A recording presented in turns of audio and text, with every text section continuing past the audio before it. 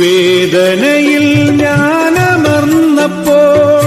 ആശ്വാസം തന്നതേശു, യാതനയെല്ലാം ആനന്ദമായി എന്നിൽ തീർത്തവനേശു. എന്റെ ഘോര ദുരിതങ്ങളെല്ലാം നന്മയായി മാറ്റിയതേശു. എന്നുമെന്നും തൻ കൈകളിൽ എന്നെ കാത്തവനേശു. ജീവിതത്തോടി തുഴഞ്ഞു തുഴഞ്ഞു തളർന്നപ്പോൾ തുണയായി വന്നവനേശു.